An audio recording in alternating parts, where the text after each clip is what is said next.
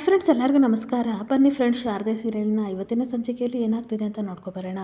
ಅದಕ್ಕೂ ಮುಂಚೆ ಯಾರೆಲ್ಲ ನನ್ನ ವೀಡಿಯೋ ನೋಡ್ತಾ ಇದ್ದಾರೆ ಫ್ರೆಂಡ್ಸ್, ಅವರೆಲ್ಲ ಪ್ಲೀಸ್ ಪುಟ್ಟದೊಂದು ಲೈಕ್ ಮಾಡಿ, ಹಾಗೆ ಫಾಲೋ ಮಾಡೋದನ್ನ ಮರಿಬೇಡಿ. ಬನ್ನಿ ಸ್ಟಾರ್ಟ್ ಮಾಡೋಣ. ಮೊದಲಿಗೆ ಫ್ರೆಂಡ್ಸ್, ಇಲ್ಲಿ ತಾತ ಸಿಕ್ಕಾಪಟ್ಟೆ ಕೋಪ ಮಾಡಿಕೊಂಡು, ವಿಮಲಾ ಏನು ಕೆಲಸ ಮಾಡಿದೆ, ನಿನ್ನ ಜೀವನಕ್ಕೆ ಬೆಂಕಿ ಇಟ್ಕೊಂಡಲ್ಲ ಅಂತ ಬೈತಾ ಇದ್ರೆ ವಿಮಲಾ ಏನು ಮಾತಾಡದೆ ಕಣ್ಣೀರು ಹಾಕೊಂಡು ಹಾಗೆ ಕೂತ್ಕೊಬಿಡ್ತಾಳೆ. ನಿನ್ನ ಜೀವನದಲ್ಲಿ ಇಷ್ಟು ದೊಡ್ಡ ಬದಲಾವಣೆ ಆಗಿದೆ, ಹಾಗೆ ಇಷ್ಟು ದೊಡ್ಡ ನಿರ್ಧಾರ ತಗೊಳ್ಳೋಕ್ಕೂ ಮುಂಚೆ ನೀನು ಯೋಚನೆ ಮಾಡಬೇಕಿತ್ತು. ತಪ್ಪು ಮಾಡಿದೆ, ನಿನ್ನ ಜೀವನದಲ್ಲಿ ದೊಡ್ಡ ತಪ್ಪು ಮಾಡಿದೆ ವಿಮಲಾ ಅಂತ ಅನ್ಬೇಕಾದ್ರೆ ಏನಂತ ಯೋಚನೆ ಮಾಡಬೇಕಿತ್ತು ಅಪ್ಪ. ಬದುಕೋಕೆ ನನಗೆ ಯಾವ ಆಸೆನೂ ಇಲ್ಲ, ಬದುಕು ಅಂತ ನನಗೆ ಏನಿದೆ, ಎಷ್ಟೋ ವರ್ಷಗಳ ಹಿಂದಲೂ ಸಹ ನಾನು ಈ ವೀಲ್ ಚೇರಲ್ಲೇ ಬಂದೆಯಾಗಿ ಕೂತ್ಕೊಬಿಟ್ಟಿದ್ದೀನಿ. ಹಾಗೆ ಇಂಥ ಮಗನೂ ಸಹ ನನ್ನ ಬಿಟ್ಟು ದೂರ ಹೋಗಿದ್ದಾನೆ. ಹಾಗೆ ಗಂಡನೇ ಸರ್ವಸ್ವ ಅಂತ ನಾನು ಅಂದ್ಕೊಂಡು ಬದುಕ್ತಿದ್ದೆ, ಅವನು ಸಹ ಬೇರೆಯವ್ರ ಜೊತೆ ಸಂಬಂಧ ಇಟ್ಕೊಂಡು ಇವಾಗ ದೂರ ಆಗಿದ್ದಾನೆ. ನಾನು ಏನಂತ ಬದುಕಲಿ, ಯಾರಿಗೋಸ್ಕರ ಬದುಕಲಿ, ನನ್ನ ಜೀವ ಒಂಟಿನೇ. ಹಾಗೆ ಕೊನೆವರೆಗೂ ಸಹ ನಾನು ಒಂಟಿನೇ ಅಲ್ವಾ ಅಂತ ಕಣ್ಣೀರು ಹಾಕ್ತಿರ್ಬೇಕಾದ್ರೆ ಸುಮಿತ್ರಾ ಅವಳನ್ನ ಹಗ್ ಮಾಡಿಕೊಂಡು ಸಿಕ್ಕಾಬಟ್ಟೆ ಕಣ್ಣೀರು ಹಾಕ್ತಾ ಇರ್ತಾಳೆ. ಹಾಗೆ ಸುಮಿತ್ರಾ ಕಣ್ಣೀರು ಹಾಕೊಂಡು, ಯಾಕೆ ಈ ರೀತಿ ಹೇಳ್ತೀಯಾ, ನಿನ್ನ ಜೊತೆ ಯಾವಾಗಲೂ ನಾವಿದ್ದೀವಿ ಕಣೆ. ನೋಡು ವಿಮಲಾ, ಗಂಡ ಹೆಂಡತಿ ಮಕ್ಕಳು ಸಂಸಾರ ಇದೆಲ್ಲ ತುಂಬ ಚೆನ್ನಾಗಿರುತ್ತೆ ಕಣೆ, ಆದರೆ ಪರಿಸ್ಥಿತಿ ಒಂದ್ಸಲ ನಮ್ಮನ್ನು ಕಟ್ಟಾಕ್ಬಿಡುತ್ತೆ, ಏನು ಮಾಡೋಕ್ಕಾಗಲ್ಲ ಅಂತ ಕಣ್ಣೀರು ಹಾಕ್ತಾ ಇರ್ತಾಳೆ. ಹಾಗೆ ನಿನ್ನ ಕಷ್ಟಕ್ಕೆಲ್ಲ ಈ ತವ್ರ ಮನೆಯಾಗಿ ನಾವೆಲ್ಲ ನಿನ್ನ ಜೊತೆ ಇರ್ತೀವಿ, ಸಮಾಧಾನ ಮಾಡ್ಕೋ ವಿಮಲಾ ಅಂತ ಅನ್ಬೇಕಾದ್ರೆ, ಅಲ್ಲ ಸುಮಿತ್ರಾ, ಎತ್ತು ಮಗಳು ಹೇಳಿದ್ಲು ಅಂದ ತಕ್ಷಣ ಗಂಡನ ಜೊತೆ ಬೇರೆ ಗಂಡನ ಜೊತೆ ಇವಳು ಮದುವೆ ಮಾಡಿಸ್ಬಿಟ್ಲಲ್ಲ, ಹಾಗಾದರೆ ಸಮಾಜ ಇವಳನ್ನ ಗಂಡ ಬಿಟ್ಟವಳು ಅಂತ ಅನ್ನಲ್ವಾ ಅಂತ ತಾತ ಕೂಗಾಡ್ತಾ ಇರ್ತಾರೆ. ಹಾಗೆ ಇದನ್ನೆಲ್ಲ ಸಮಾಜ ಒಪ್ಕೊಳ್ಳುತ್ತಾ, ನೀನು ಒಪ್ಕೋತೀಯ ಸುಮಿತ್ರಾ, ಇವಳು ಮಾಡಿದ್ದು ಸರಿನಾ, ನನ್ನ ಮಗಳು ಜೀವನದಲ್ಲೇ ಚೆನ್ನಾಗಿರಲಿ ಅಂತ ಮನೆ ಹಳೆನ ಮಾಡಿಕೊಂಡೆ, ಕೈಕಾಲೆಲ್ಲ ಕಳ್ಕೊಂಡ್ಮೇಲೆ ಕುಗ್ಗೋಗ್ಬಾರ್ದು, ಇವಳು ತುಂಬ ಸುಖವಾಗಿರಬೇಕು ಅಂತ ಮನೆ ಹಳೆಯನ್ನ ಹುಡುಕಿ ನಾನು ಮದುವೆ ಮಾಡಿಕೊಂಡೆ, ಆದರೆ ಇವಾಗ ಜೀವನ ನೋಡು ಯಾವ ರೀತಿ ಆಯಿತು ಅಂತ ತಾತ ಹೇಳ್ತಾ ಇರಬೇಕಾದ್ರೆ, ಹಾಗಾದರೆ ನಾನು ಮಾಡಿದ ತಪ್ಪ ಅಪ್ಪ ಅಂತ ವಿಮಲ ಕಿರ್ಚಾಡ್ತಾ ಇರ್ತಾಳೆ. ಹಾಗೆಪ್ಪ, ನಾನೇನಾದರೂ ಅವ್ರ ಮದುವೆ ನಿಲ್ಲಿಸಿದ್ರೆ ಅವ್ರ ಸಂಬಂಧ ಹಂಗೆ ಮುಗ್ದೋಗ್ತಿತ್ತು ಅಂತ ಅಂದ್ಕೊಂಡಿದ್ದೀರಾ, ಅವರು ಎಲ್ಲದಕ್ಕೂ ಮೀರಿನ ಸಂಬಂಧನ ಬೆಳೆಸ್ಕೊಬಿಟ್ಟಿದ್ದಾರೆ, ಅದಕ್ಕೋಸ್ಕರ ನಾನು ಮದುವೆ ಮಾಡಿದೆ, ದಯವಿಟ್ಟು ನನ್ನ ಅರ್ಥ ಮಾಡ್ಕೊಳ್ಳಿ, ನನ್ನ ಮನಸ್ಸನ್ನ ಏನಕ್ಕೆ ಅರ್ಥ ಮಾಡ್ಕೋತಾ ಇಲ್ಲ, ನಾನು ಜೀವನದಲ್ಲಿ ತುಂಬ ಕುಗ್ಗೋಗಿದ್ದೀನಿ ಅಂತ ಕಣ್ಣೀರು ಹಾಕ್ತಾ ಇರ್ತಾಳೆ. ಹಾಗೆ ಒಂದು ಕಡೆ ಸಿದ್ದು ತುಂಬ ಬೇಜಾರಿಂದ ಹೇಳ್ತಾ ಇರ್ತಾನೆ, ಅಮ್ಮನಿಗೆ ಎಷ್ಟು ನೋವಾಗಿದೆ ಅಂತ ನನಗೆ ಸಿಕ್ಕಾಪಟ್ಟೆ ಚೆನ್ನಾಗಿ ಗೊತ್ತು,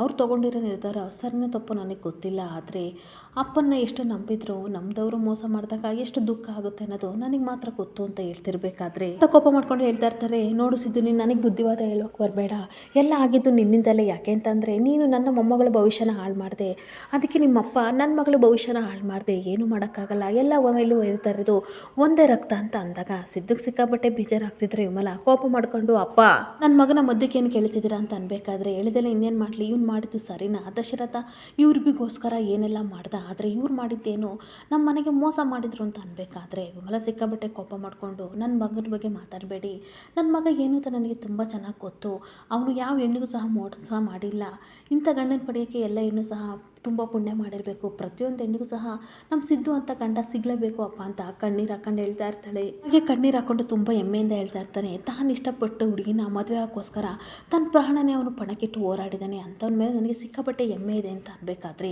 ಜ್ಯೋತಿಕನಿಗೆ ಸಿಕ್ಕಾಪಟ್ಟೆ ಕೋಪ ಬರ್ತಾ ಇರುತ್ತೆ. ಹಾಗೆ ಮತ್ತೆ ತಾತ ಕೋಪ ಮಾಡ್ಕೊಂಡು ಹೇಳ್ತಾ ಇರ್ತಾರೆ, ಸಾಕು ವಿಮಲಾ, ಸಾಕು, ಸ್ಟಾಪ್ ಮಾಡು, ನನ್ನ ಮುಂದೆ ನೀನು ಅವ್ನ ಗುಣಗಾನ ಮಾಡಬೇಡ, ನನ್ನ ಕೈಲಿ ಇದನ್ನೆಲ್ಲ ಕೇಳೋಕ್ಕಾಗಲ್ಲ ಅಂತ ಬೈತಾ ಇರ್ತಾರೆ.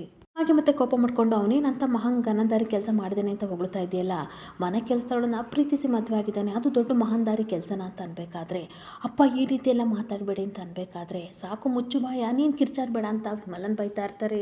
ನಿನ್ನ ಮಗ ಮಾಡಿದ ತಪ್ಪನೇ ನಿನ್ನ ಗಂಡ ಮಾಡ್ದ, ಏನೂ ಮಾಡೋಕ್ಕಾಗಲ್ಲ, ಇಬ್ಬರಲ್ಲೂ ಹರಿತಾ ಇರೋದು ಒಂದೇ ರಕ್ತ ಅಲ್ವಾ, ಅದಕ್ಕೆ ಇಬ್ಬರು ಒಂದೇ ಕೆಲಸ ಮಾಡಿದ್ದಾರೆ, ಇವರಿಬ್ಬರು ನಮಗೆ ನಂಬಿಕೆ ದ್ರೋಹನ ಮಾಡಿದ್ದಾರೆ ಅಂತ ಅನ್ಬೇಕಾದ್ರೆ ಈ ಕಡೆ ಶಾರದನ್ ಮತ್ತು ಸಿಕ್ಕಾಬಟ್ಟೆ ಬೇಜಾರಾಗ್ತಾ ಇರುತ್ತೆ.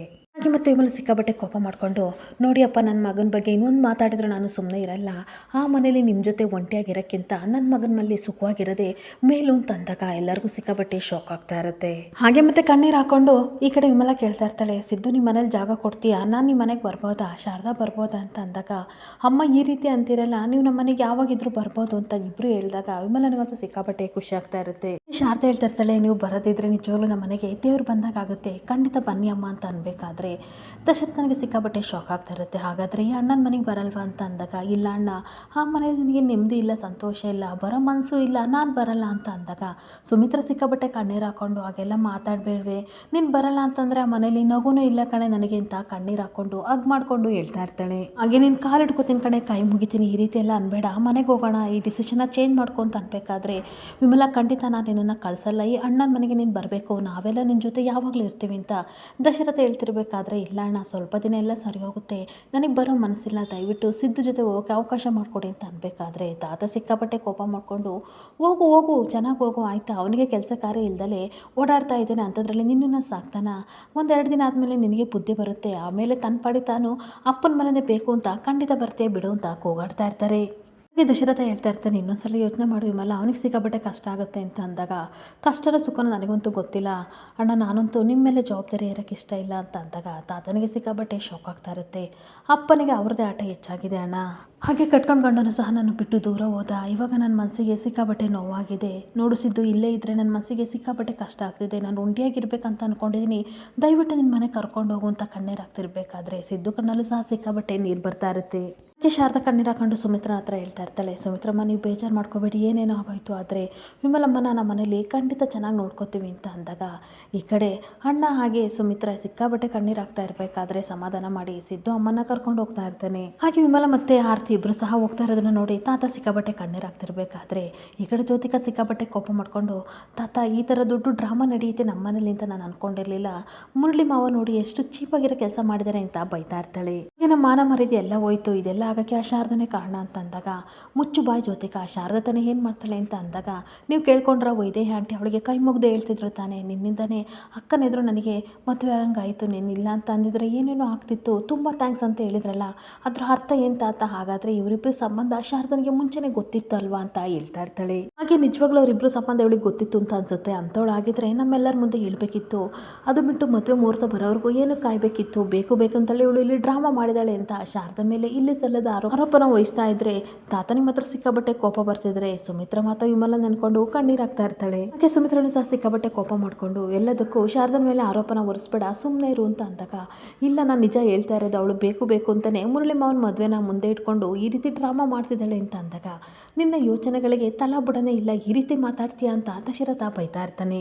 ಏನೇನೋ ಊಹಿಸ್ಕೋಬೇಡ ಜ್ಯೋತಿಕಾ, ಸುಮ್ಮನೆ ಇರು ಅಂತ ಅನ್ಬೇಕಾದ್ರೆ ನಾನೇನಕ್ಕೆ ಸುಮ್ಮನೆ ಇರಲಿ, ಅವಳು ಬಂದಮೇಲೆ ಎಲ್ಲರೂ ಒಬ್ಬೊಬ್ಬರಾಗಿ ಮನೆ ಬಿಟ್ಟು ಹೋಗ್ತಾ ಇದ್ದಾರೆ, ಮೊದಲು ಸಿದ್ದುನ ಬುಟ್ಟಿಗೆ ಹಾಕಿದ್ಲು, ನನ್ನ ಜೀವನದಿಂದ ಸಿದ್ದುನ ಕಿತ್ಕೊಂಡ್ಲು, ಈಗ ಮುರಳಿ ಮಾವ ಹಾಗೆ ವಿಮಲ ಅತ್ತನೇ ಇಬ್ಬರನ್ನು ದೂರ ಮಾಡಿಬಿಟ್ಟು ಇವಾಗ ತನ್ನವರಾಗಿ ಮಾಡ್ಕೋತಾರೆ, ಹೀಗೆ ಬಿಟ್ಟರೆ ಒಬ್ಬೊಬ್ಬರನ್ನಾಗಿ ಬುಟ್ಟಿಗೆ ಹಾಕೋತಾ ಇರ್ತಾಳೆ. ಅವಳು ಬಂದಮೇಲೆ ತಾನೇ ಎಲ್ಲರೂ ಒಬ್ಬೊಬ್ಬರಾಗಿ ಆಚೆ ಹೋಗ್ತಾ ಇರೋದು, ಅವಳ ಕಡೆ ಗಮನ ಸೆಳೀತಾ ಇರೋದು ಅಂತ ಕೂಗಾಡ್ತಿರ್ಬೇಕಾದ್ರೆ ಅಂತ ಹೇಳ್ತಾ ಇರ್ತಾರೆ. ಹೌದು ಜ್ಯೋತಿಕ ಹೇಳಿದ್ರಲ್ಲಿ ಸತ್ಯ ಇದೆ, ಅವಳ್ತೆ ಹೇಳ್ತಾ ಇರೋದು ಕರೆಕ್ಟ್ ಆಗಿದೆ ಅಲ್ವಾ ಅಂತ ಅನ್ಬೇಕಾದ್ರೆ, ನೋಡಿ ಮಾವ ಇದನ್ನೆಲ್ಲ ಕೇಳಿ ಕೇಳಿ ನನ್ನ ಮನಸ್ಸು ಮರಗಟ್ಟೋಗಿದೆ, ಇನ್ನೇನು ಕೇಳೋ ಪೇಷನ್ಸ್ ಆಗಲಿ ತಾಳ್ಮೆ ಆಗಲಿ ನನಗಿಲ್ಲ, ಇಲ್ಲಿ ನಡೆದ ಘಟನೆಗಳಿಗೂ ಹಾಗೂ ಶಾರದನಿಗೂ ಏನು ಸಂಬಂಧ ಇಲ್ಲ, ದಯವಿಟ್ಟು ಅರ್ಥ ಮಾಡ್ಕೊಳ್ಳಿ ಅಂತ ಹೇಳ್ತಾ ಇರ್ತಾಳೆ.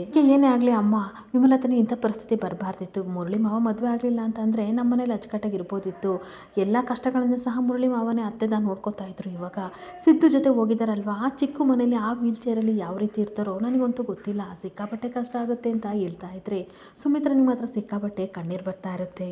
ಹಾಗೆ ಪಾಪ ಅತ್ತೆಗೆ ಸಿಕ್ಕಾಪಟ್ಟೆ ಕಷ್ಟ ಆಗುತ್ತೆ ಅಂತ ಹೇಳ್ತಿರ್ಬೇಕಾದ್ರೆ ಎಲ್ಲರೂ ಕಣ್ಣೀರು ಹಾಕ್ತಾ ಇದ್ರೆ ತಾತ ಕಣ್ಣೀರು ಹಾಕ್ಕೊಂಡು, ಯಾರ್ಯಾರು ಮನೆಗೆ ಬರ್ತಿರೋ ದಯವಿಟ್ಟು ಬನ್ನಿ, ಇಲ್ಲೇ ಇದ್ದರೆ ಅಕಸ್ಮಾತ್ ನನಗೂ ಸಹ ಹುಚ್ಚಿಡ್ದು ಬಿಡುತ್ತೆ ಅಂತ ಹೊರಟೋಗ್ತಾ ಇದ್ರೆ ದಶರಥ ಸುಮಿತ್ರ ಕಣ್ಣೀರು ಹಾಕ್ಕೊಂಡು ಮನೆ ಕಡೆ ಹೋಗ್ತಾ ಇರ್ತಾರೆ. ಹಾಗೆ ಇನ್ನೊಂದು ಕಡೆ ವಿಮಲಾ ಸಿದ್ದು ಮನೆಗೆ ಬಂದು ವೈದೇಹಿಗೆ ಮುರಳಿ ತಾಳಿ ಕಟ್ಟಿದ್ದನ್ನು ನೆನಪು ಮಾಡ್ಕೊಂಡು ಕಣ್ಣೀರು ಹಾಕ್ತಿರ್ಬೇಕಾದ್ರೆ ಶಾರದಾ ನೀರು ಕೊಟ್ಟು ಸಮಾಧಾನ ಮಾಡ್ತಾ ಇರ್ತಾಳೆ. ಹಾಗೆ ನೀರು ಕುಡಿತಿರ್ಬೇಕಾದ್ರೆ ಹೇಳ್ತಾಳೆ, ನೋಡಿ ವಿಮಲಮ್ಮ, ಒಂದು ಹೆಣ್ಣು ಮದುವೆ ಆಗಬೇಕಾದ್ರೆ ತನ್ನ ಇಡೀ ಜೀವನ ಸರ್ವಸ್ವವನ್ನು ಹಾಗೆ ಸುಖ ಶಾಂತಿ ಎಲ್ಲನೂ ಸಹ ತನ್ನ ಗಂಡಗಾಗಿ ಮೀಸಲಾತಿ ಇಡ್ತಾಳೆ, ತನ್ನ ಭಾವನೆಗಳನ್ನು ಬಚ್ಚಿಟ್ಕೊಂಡು ಎಲ್ಲ ಸುಖಗಳನ್ನು ಸಹ ತನ್ನ ಗಂಡನಿಗೆ ದಾರೆ ಎರಿತಾಳೆ.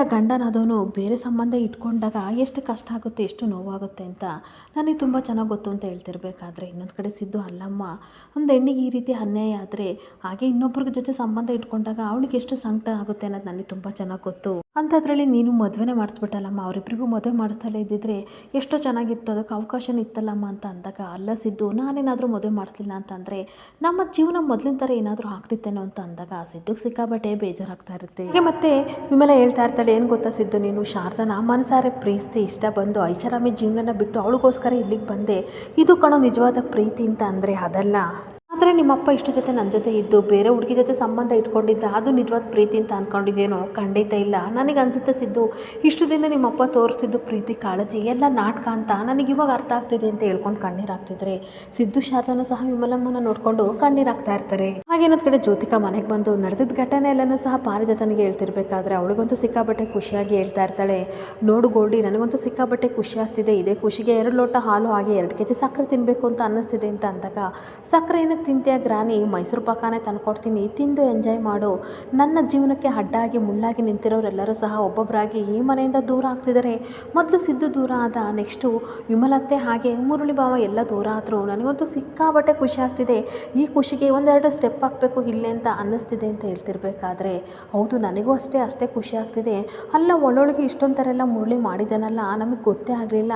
ಈ ರೀತಿ ಮಾತಾಡ್ತಿದ್ದಾನೆ ಅಂತ ಸ್ವಲ್ಪ ಸುಳಿವು ಸಿಕ್ಕಿದ್ರು ಸಹ ನಾವು ಕಷ್ಟಪಡದೆ ಬೇಕಾಗಿರಲಿಲ್ಲ ಅಲ್ವಾ ಗೋಲ್ಡಿ ಅಂತ ಪಾರಿಜಾತ ಹೇಳ್ತಾ ಇರ್ತಾಳೆ. ಹಾಗೆ ಸಿಕ್ಕಾಪಟ್ಟೆ ನಗಾಡ್ಕೊಂಡು, ಏನು ಗೊತ್ತಾ ಗ್ರಾನಿ, ಈ ಮನೇಲಿ ಸಿದ್ದುಗೆ ಸ್ಟ್ರಾಂಗ್ ಆಗಿ ಇದ್ದಿದ್ದು ಮುರಳಿ ಮಾವ ಹಾಗೆ ಆರತಿ, ಇನ್ಮೇಲೆ ಅವರಿಬ್ಬರು ಇರಲ್ಲ, ನನಗಂತೂ ಸಿಕ್ಕಾಬಟ್ಟೆ ಖುಷಿ ಆಗ್ತಿದೆ ಅಂತ ಅಂದಾಗ, ಆ ಹಾಳೋದವಳು ಆರತಿ ಮತ್ತೆ ಈ ಮನೆಗೆ ವಾಪಸ್ ಬರ್ತಿದ್ರೆ ಸಾಕು ಅಂತ ಅನ್ಬೇಕಾದ್ರೆ, ಖಂಡಿತ ಬರಲ್ಲ, ಬಂದ್ರೆಷ್ಟು ಬಿಟ್ರಷ್ಟು, ಇನ್ಮೇಲೆ ಬಂದರೂ ಸಹ ಹಾಸ್ಟೆಲ್ಗೆ ವಾಪಸ್ ಹೋಗ್ತಾ ಇರ್ತಾಳೆ. ಇನ್ಮೇಲೆ ಸಿದ್ದುಗೆ ಯಾವ ಬಲನೂ ಇಲ್ಲ, ಹಾಗೆ ಈ ಮನೇಲಿ ಜಾಗನೂ ಇಲ್ಲ ಅಂತ ಖುಷಿಯಿಂದ ಹೇಳ್ತಾ ಇರ್ತಾಳೆ. ಹಾಗೆ ಮತ್ತೆ ಪಾರಿಜಾತ ತುಂಬ ಟೆನ್ಷನ್ ಮಾಡ್ಕೊಂಡು, ನಿನಗೆ ಗೊತ್ತಿಲ್ಲ ಗೋಲ್ಡಿ, ಏನು ಗೊತ್ತಾ, ಈ ವಿಮಲ ಶಿವನಾರಾಯಣನ ಮುದ್ದಿನ ಮಗಳು ಮತ್ತೆ ವಾಪಸ್ ಬಂದರೆ ಏನು ಮಾಡೋದು ಅಂತ ಅಂದಾಗ, ಯು ಡೋಂಟ್ ವರಿ, ಅವರಿಗೆ ಸಿಕ್ಕಾಪಟ್ಟೆ ಟೆನ್ಷನ್ ಆಗಿದೆ, ಹಾಗೆ ಈ ಆಕ್ಸಿಡೆಂಟಿಂದ ಹೊರಗಡೆ ಬರೋಕ್ಕೆ ತುಂಬ ಟೈಮ್ ಬೇಕು, ಅಷ್ಟೊತ್ತಿಗೆ ಆಸ್ತಿ ಎಲ್ಲ ನನ್ನ ಹೆಸರಿಗೆ ಮಾಡಿಸ್ಕೊಬೇಡೋಣ, ಯು ಡೋಂಟ್ ವರಿ ಅಂತ ಅಂದಾಗ ಪಾರಿಜಾತನಿಗೆ ಮಾತ್ರ ಸಿಕ್ಕಾಪಟ್ಟೆ ಖುಷಿ ಆಗ್ತಾ ಇರುತ್ತೆ. ಹಾಗೆ ಇನ್ನೊಂದು ಕಡೆ ಸಿದ್ದು ವಿಮಲನಿಗೆ ಸಮಾಧಾನ ಮಾಡ್ತಾ ಇರ್ತಾಳೆ, ಅಪ್ಪನ ನೀವು ಎಷ್ಟು ಪ್ರೀತಿ ಮಾಡ್ತಿದ್ರಿ ಅಂತ ನನಗೆ ತುಂಬ ಚೆನ್ನಾಗಿ ಗೊತ್ತು, ಪ್ಲೀಸ್ ಸಮಾಧಾನ ಮಾಡ್ಕೊಳ್ಳಿ ಅಂತ ಅಂದಾಗ, ಹೌದು ಸಿದ್ದು, ಆದರೆ ಅದು ನಿಜವಾದ ಪ್ರೀತಿ ಅಂತ ನನಗೆ ಇವತ್ತು ಅನ್ನಿಸ್ತಾ ಇಲ್ಲ. ನನಗೆ ಆಕ್ಸಿಡೆಂಟ್ ಆದಾಗ ಅವರು ನನ್ನನ್ನು ಸೇವೆ ಮಾಡ್ತಿರೋದು ನೋಡಿ ಯಾವ ಜನ್ಮದ ಪುಣ್ಯನೇ ಏನೋ, ಇಂಥ ಗಂಡ ನನಗೆ ಸಿಕ್ಕಿದ್ದಾನಲ್ಲ ಅಂತ ಖುಷಿ ಪಡ್ತಿದ್ದೆ. ಹಾಗೆ ಅವ್ರು ಸೇವೆ ಮಾಡ್ತಿದ್ದನ್ನ ನೋಡಿ ಎಂಥ ಒಳ್ಳೆ ಗಂಡ ಅಂತ ಅಂದ್ಕೊಂಡಿದ್ದೆ, ನಾನು ಸೇವೆ ಮಾಡೋಕ್ಕಾಗಲಿಲ್ವಲ್ಲ ಅಂತ ಸಂಕಟ ಪಡ್ತಾ ಇದ್ದೆ. ಆದರೆ ಅವ್ರು ನಿಜವಾಗ್ಲೂ ನನಗೆ ತುಂಬ ಮೋಸ ಮಾಡ್ತಾ ಇದ್ದಾರೆ, ನಂಬಿಕೆ ದ್ರೋಹ ಮಾಡ್ತಿದ್ದಾರೆ ಅಂತ ಇವಾಗ ನನಗೆ ತುಂಬ ಚೆನ್ನಾಗಿ ಅರ್ಥ ಆಗ್ತಿದೆ. ಇಂಥವ್ರ ಜೊತೆ ನಾನಿದ್ರೆ ನಾನು ಸುಳ್ಳುಬುರ್ಕಿ ಆಗಿಬಿಡ್ತೀನಿ, ನನಗೆ ಹೇಳಿದ್ದೆಲ್ಲ ಸುಳ್ಳು ಪ್ರೀತಿ ಕಣೋ ಅಂತ ಕಣ್ಣೀರು ಆಗ್ತಾ ಇದ್ದರೆ ಸಿದ್ದು ಏನು ಮಾತಾಡದೆ ಸೈಲೆಂಟಾಗಿ ಅಮ್ಮನ ಕಣ್ಣೀರನ್ನ ಒರೆಸ್ತಾ ಇರ್ತಾರೆ. ನಾಟಕ ಮಾಡ್ಕೊಂಡು ಜೀವನ ಪೂರ್ತಿ ಅವ್ರ ಜೊತೆ ಬದುಕೋದು ನನಗಿಷ್ಟ ಇಲ್ಲ ಕಣೋ ಅಂತ ಅಂದಾಗ, ಹೌದಮ್ಮ, ಕೃತಕ ಮುಖವಾಡ ಹಾಕ್ಕೊಂಡು ಎಲ್ಲರಿಗೂ ಸಹ ಬದುಕೋಕೆ ಬರಲ್ಲ ಅಂತ ಶಾರದಾ ಹೇಳ್ತಾ ಇರ್ತಾಳೆ. ಮತ್ತೆ ಹೇಳ್ತಾ ಇರ್ತಾಳೆ, ನೀವು ಅನುಭವಿಸ್ತಿರೋ ನೋವನ್ನ ನಾನು ಒಂದು ಟೈಮಲ್ಲಿ ಅನುಭವಿಸ್ತಿದ್ದೆ, ನಿಮ್ಮ ಮನಸ್ಸಲ್ಲಿ ಏನಾಗ್ತಿದೆ ಅಂತ ನನಗೆ ತುಂಬ ಚೆನ್ನಾಗಿ ಅರ್ಥ ಆಗ್ತಿದೆ ಅಂತ ಅಂದಾಗ, ನಿನಗೆ ಗೊತ್ತಾ ಶಾರದಾ, ಇಷ್ಟು ದಿನ ನಾನು ಕಣ್ಮುಚ್ಚಿ ಅವ್ರನ್ನ ನಂಬಿದ್ನಲ್ವಾ, ನಾನು ಎಷ್ಟು ದಡ್ಡೆ ಅಲ್ವಾ ಅಂತ ಕಣ್ಣೀರು ಆಗ್ತಾ ಇರ್ತಾಳೆ. ಹಾಗೆ ಕಣ್ಣೀರು ಹಾಕೊಂಡು ಹೇಳ್ತಾ ಇರ್ತಾಳೆ, ಶಿವನಾರಾಯಣ ಮಗಳು ನಾನು, ಅವರಿಗೆ ದೊಡ್ಡ ಶಿಕ್ಷಣ ಕೊಡಿಸ್ಬೋದಿತ್ತು ಅಥವಾ ಅವ್ರನ್ನ ಕ್ಷಮಿಸಿ ಗಂಡನಾಗಿ ನಾನು ಒಪ್ಕೋಬೋದಿತ್ತು, ಆದರೆ ನಾನು ಅದನ್ನು ಮಾಡೋದು ಯಾವುದು ನನಗೆ ದೊಡ್ಡ ವಿಷಯ ಆಗಿರಲಿಲ್ಲ. ಆದರೆ ಖಂಡಿತ ಲೈಫಲ್ಲಿ ಯಾವತ್ತೂ ಸಹ ಮುರಳಿನ ನಾನು ಕ್ಷಮಿಸೋದಿಲ್ಲ, ಹಾಗೆ ನಾನು ವೀಲ್ ಚೇರಲ್ಲಿ ಇರೋದೇ ನನ್ನ ದೌರ್ಬಲ್ಯ ಅಂತ ಅಂದ್ಕೊಂಡಿದ್ದಾನೆ, ಅದಕ್ಕೆ ಅವಕಾಶ ಮಾಡ್ಕೊಳ್ಳೋಣ ಅಂತ ಅಂದಾಗ ಸಿದ್ದು ತುಂಬ ಖುಷಿಯಾಗಿ, ಅಮ್ಮ ಇಷ್ಟು ಕಹಿ ಘಟನೆನ ನೀನು ಇಷ್ಟು ಬೇಗ ನುಂಗ್ಕೋತೀಯ ಅಂತ ನಾನು ಅಂದ್ಕೊಂಡಿರಲಿಲ್ಲ ಅಮ್ಮ, ನೀನು ಹೇಗೆ ಸಮಾಧಾನ ಮಾಡೋದು ಅಂತ ಅಂದ್ಕೊಂಡಿದ್ದೆ, ಆದರೆ ಇಷ್ಟು ಬೇಗ ನೀನು ಕಹಿ ಘಟನೆ ನುಂಗ್ಕೊಬಿಟ್ಟಲ್ಲಮ್ಮ ಅಂತ ಅಂದಾಗ, ಏನಪ್ಪ ಮಾಡೋದು, ವಿಷನೂ ಸಹ ಕಹಿ ಅಲ್ವಾ, ವಿಧಿ ಇಲ್ಲ ನುಂಗ್ಕೊಳ್ಳೇಬೇಕಲ್ಲ, ಅದಕ್ಕೆ ಎಲ್ಲನೂ ನಾನು ನುಂಗ್ಕೊಂಡಿದ್ದೀನಿ ಅಂತ ಅಂದಾಗ ಸಿದ್ದು ಶಾರದಾ ಕಣ್ಣೀರು ಹಾಕ್ಕೊಂಡು ವಿಮಲಮ್ಮನ ಹಗ್ ಮಾಡ್ಕೊಂಡು ನಿಂತ್ಕೊಬಿಡ್ತಾರೆ. ಇಲ್ಲಿಗೆ ಸಂಚಿಕೆ ಎಂಡ್ ಆಗ್ತಿದೆ. Thank you for the watching friends.